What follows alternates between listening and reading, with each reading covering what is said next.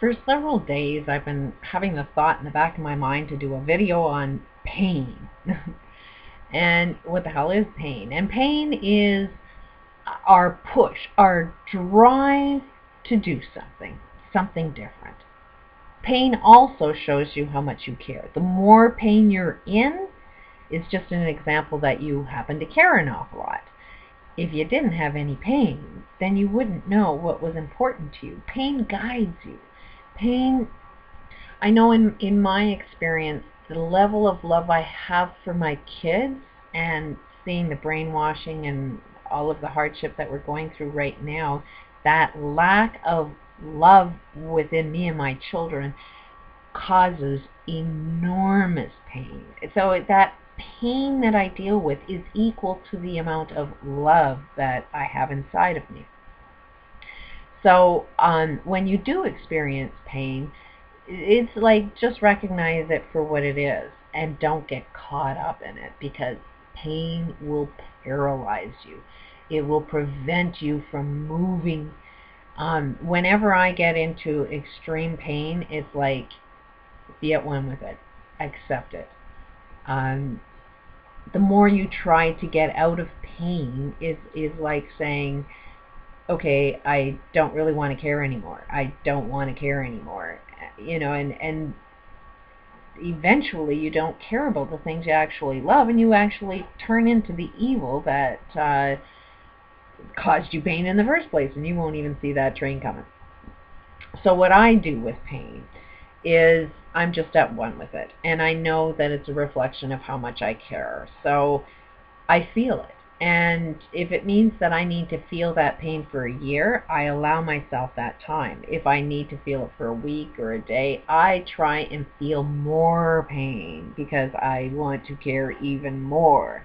So, and that's, it's kind of backwards the way we handle pain, because we try to suppress pain, we try to ignore pain, we try to, not feel it at all. And yet, it's so much easier if you just sort of let it be. Let it be okay. There's nothing wrong with pain. Pain shows you that you are a good person. Pain shows you that you care about something. So there's nothing wrong with pain. It's just a painful experience. So when you increase that pain, it actually goes away a hell of a lot faster. When you give pain permission to be there and give it understanding and love pain, then it's not so painful anymore. You can overcome that pain. You can actually unfold the solution that caused that pain if you can allow it just to be there and be what it's supposed to be. It's like evil. Evil is like pain. And evil is the drive for us to do what's good, not be swayed into being caught in pain and live in pain for the rest of your life. The only way you're going to be in pain for the rest of your life is if you're suppressing it, and it will cause you cancer or something. Look at Wayne Dyer. He's got cancer now. He's been blocking out his whole friggin' childhood, focusing on all of the positive shit. And meanwhile, he hasn't transformed that pain. He hasn't understood that pain. He hasn't, figured out, why did this happen to me in the first place? And what does it require of me? Because the pain is inside you. Something out there that you experienced is actually something that's inside you. Hard concept to realize, but what's inside you is the fact that you love something and you don't know how to make that love actually happen in the bigness of your world. So you're searching. Pain is the search for an answer of what do you want. And when you ask your pain what it wants, if you take that pain outside of yourself and ask it what it wants, that's like asking evil what it wants and giving evil what it wants. So that's why we've totally rejected ever looking at the pain, because we don't know how to communicate with it. We don't know how to give the pain what it is it wants, because we think pain wants more pain. And that's not the deal. Pain wants the solution. Pain wants you to experience what is inside you. So it's any time that I just feel it and let myself feel it. It's like if you really, really are a person that's crying all the time, you're depressed and you're crying. The goal is to try and stop crying. So you try as hard as you can. You go out in people and you try and hold those tears in and never ever feel it. And you get as cold as ice.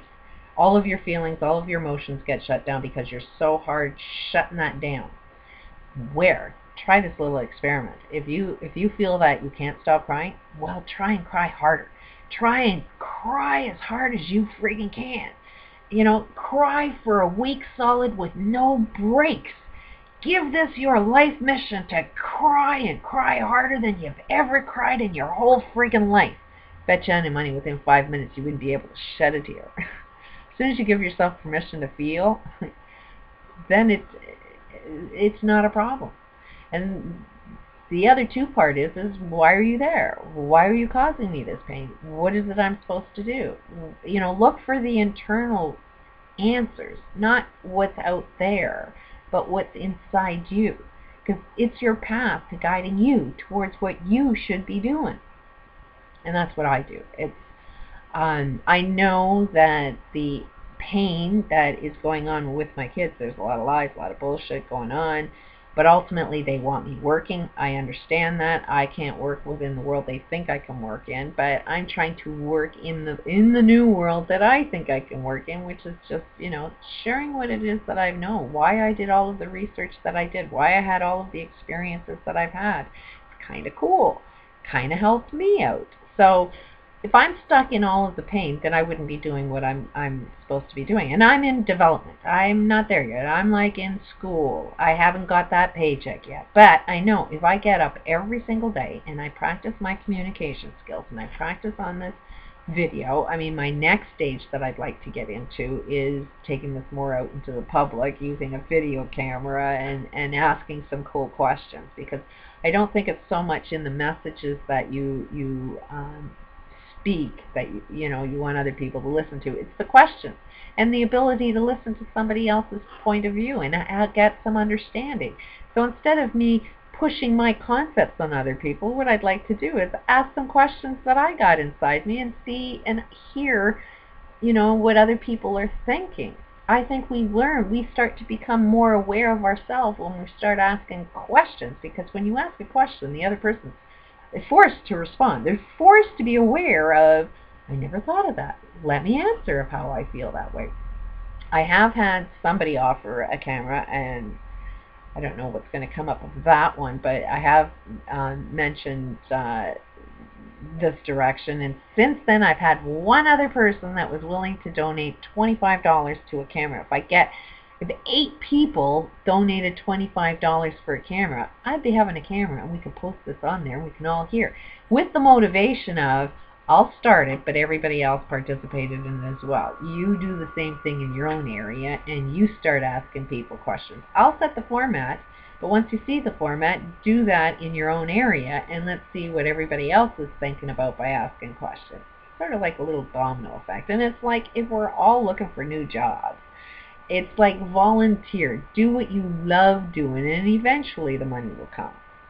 I definitely wouldn't want to do any of this to have more money than anybody else. I just want to be able to eat and survive like everybody else.